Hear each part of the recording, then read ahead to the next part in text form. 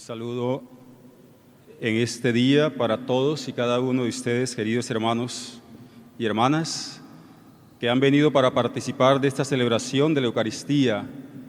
desde aquí de esta iglesia catedral, y también un saludo para quienes ahora se encuentran en sus hogares, de manera especial quienes están privados de la libertad,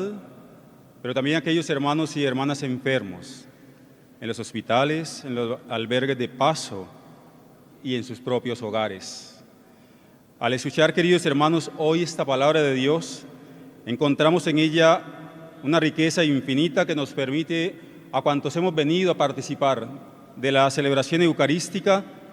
darnos cuenta, queridos hermanos, de ese llamado que hoy nos hace el Señor a todos y cada uno de nosotros, a todos y cada uno de los bautizados en la iglesia del Señor, a quienes nos sentimos verdaderamente cuidados y yo diría mimados por Dios. Y la primera lectura que es hoy, queridos hermanos, un regalo del Antiguo Testamento, del libro del Deuteronomio, pues nos va a recordar a cada uno de nosotros precisamente la existencia de esos 10 mandamientos a los que cada uno de nosotros estamos llamados a seguir, pero que lastimosamente a veces parecería que los pisoteáramos, porque para muchos de nosotros parece que no tuvieran sentido, al punto de que algunos hoy consideran que es algo anticuado, que es algo pasado de moda, que es algo sin sentido. Pero la palabra misma nos hace entender, queridos hermanos, junto con la realidad, que no están pasados de moda, que la palabra de Dios jamás pasa de moda, que la palabra de Dios es siempre auténtica y es siempre fiel al mensaje que el Señor quiere darnos a todos y a cada uno de nosotros. Y por eso, queridos hermanos, al escuchar ese texto del libro del Deuteronomio en el día de hoy, Moisés le habla al pueblo diciendo: escucha la voz del Señor tu Dios y observa sus preceptos y mandatos que están escritos en esta ley. Escucha la voz de Dios. Escuchemos todos y cada uno de nosotros esa voz de Dios que nos habla al corazón, que le habla a cada hombre y a cada mujer en todo tiempo y lugar. Y esa voz de Dios, queridos hermanos, a través de esos mandamientos de la ley de Dios, nos están diciendo hoy que debemos escucharlos, que debemos ponerlos en práctica, que debemos dejarnos llenar, queridos hermanos, de esa ley de Dios también, para ponerlos en práctica día tras día en nuestras comunidades. Para aquellos que de alguna manera piensan que los mandamientos de la ley de Dios son algo anticuado, es algo que ha pasado de moda, nos damos cuenta a través precisamente de los medios de comunicación, de la relacionalidad entre nosotros mismos, de que no han pasado de moda, cuando los medios nos dicen, queridos hermanos, que X o Y persona ha sido asesinada, que X o Y persona se ha quedado con los dineros públicos, que X o Y persona ha cometido, queridos hermanos, algunas infidelidades en la vida familiar y en la misma vida social. ¿Por qué razón? Porque los mandamientos de la ley de Dios hacen explícita referencia a esa realidad: no matar, no robar, no hacernos, queridos hermanos, seguramente entre nosotros a lo que no nos corresponde. Y la ley de Dios está tocando verdaderamente esa realidad. Para cuando muchos dicen los mandamientos de la ley de Dios han pasado de moda, el Señor una vez más nos lo recalca y nos lo hace entender que no han pasado de moda, que están latentes, están vigentes para que cada creyente, cada católico, cada hombre y mujer hechura de las manos de Dios está llamado entonces a hacer que esa ley de Dios, que esos mandamientos de la ley de Dios verdaderamente los podamos cumplir, cada uno de nosotros en la medida de lo posible, porque Dios quiere contar siempre con todos y cada uno de nosotros. De allí, queridos hermanos, que teniendo presente, yo diría, y también como gran telón de fondo, esos mandamientos de la ley de Dios, o esas 10 palabras, o el famoso decálogo, como muchos lo hemos conocido, pues nos va a hablar el Señor Jesús, ahora a la luz del texto maravilloso del Evangelio, donde nos presenta a 3 personajes o a 3 figuras que se acercan naturalmente a la vera del camino, después de que un maestro de la ley le hablara a Jesús. Quería de alguna manera poner a Jesús contra la espada y la pared. Quería de alguna manera, queridos hermanos, hacer que Jesús prácticamente dijera lo que él quería, el maestro de la ley, porque el maestro de la ley conocía la palabra, conocía de qué le estaba hablando, por supuesto, a Jesús, y por eso le preguntó a él: maestro, ¿qué tengo que hacer para heredar la vida eterna. Como si cualquiera de los que estamos acá hoy le preguntara al Padre Huisto o a cualquiera de los párrocos allá en sus comunidades: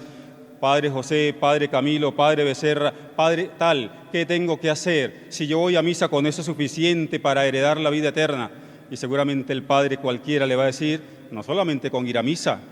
porque además debes cumplir esos preceptos que el Señor nos ha regalado a cada uno. Y entre esos preceptos de la ley de Dios está, queridos hermanos, ojalá el ser buen samaritano entre nosotros, es decir, el ser capaces de tendernos la mano unos a otros para ayudarnos en la vida. Por eso cuando este maestro de la ley le preguntó a Jesús: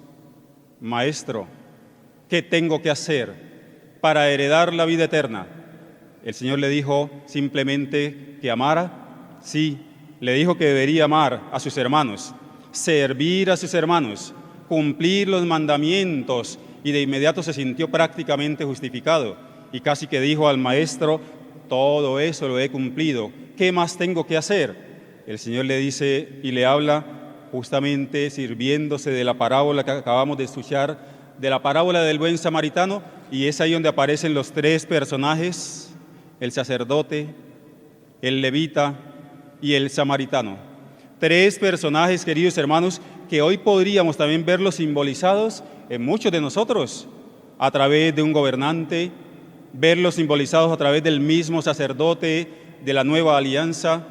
verlos, queridos hermanos, seguramente simbolizado a través del padre de familia, a través de un docente, a través de un abogado, a través de un médico, a través de muchos de nosotros, verlo simbolizado. Y por eso Jesús, cuando se fija en esos tres personajes, lo hace, queridos hermanos, porque eran personajes conocidos en la comunidad, porque eran personajes que de alguna manera también simbolizaban la autoridad religiosa y también civil en la comunidad. Y Jesús sabía lo que hacía. Jesús sabía lo que le estaba diciendo al maestro de la ley, porque no se estaba situando en ese lenguaje del maestro de la ley, sino que se estaba situando directamente, queridos hermanos, en las parábolas. En las parábolas en lo cual Jesús es maestro también para él y para todos nosotros. Y por eso le dice a él lo que tenía que hacer, que debía amar a sus hermanos, servir a sus hermanos. Y cuando le dijo que pasó, entonces el sacerdote dio un rodeo, miró a la persona apaleada, maltratada, golpeada, dio un rodeo y pasó de largo. ¿Cuántos de nosotros, los que estamos aquí hoy, seguramente hacemos exactamente lo mismo? ¿Cuántos de los que están allá en sus hogares seguramente hacen exactamente lo mismo con la vecina, con el vecino, con los amigos, incluso con los miembros de la familia, a quienes muchas veces hasta les cerramos las puertas de nuestra casa cuando ese hermano, esa hermana está necesitando de usted, está necesitando de tu ayuda? ¿Cuántas veces lo hacemos? Dice la palabra que también pasó un levita, hizo exactamente lo mismo y no hizo nada. Sin embargo, al pasar, queridos hermanos, el samaritano, el que era despreciado según el texto por los mismos judíos, el que no era tenido en cuenta, esta persona fue capaz de acercarse a esa persona maltratada, golpeada, a esa persona que estaba a punto de morir. Se acercó, se dio cuenta de lo que estaba pasando, no le preguntó, queridos hermanos, a ese enfermo si tenía, como hoy suele pasar en nuestro medio, cuál es su EPS. Ya pagaron los servicios públicos y no lo dejaron en la puerta, ni lo mandó a hacer una cosa que llamamos hoy paseo por la ciudad, que se llamaría el paseo de la muerte. No, ese buen samaritano se acercó a él. Dice la palabra que le curó las heridas, le vendó las heridas, lo montó en su cabalgadura y lo llevó a un posadero para seguir atendiéndolo allí. Como tenía que seguir su camino, lo dejó en el lugar, pero le dijo al posadero que lo siguiera atendiendo, que si se gastaba algo más, él le pagaría cuando regresara, cuando retornara. Pues miren, queridos hermanos, hasta dónde llega entonces la misericordia de Dios a través de ese texto, con la cual le habla directamente a ese maestro de la ley. Hoy nos está hablando al corazón a cada uno de los aquí congregados. Hoy le está hablando al corazón a cada uno de los católicos. Hoy le está hablando el corazón a cada uno de los hijos de Dios.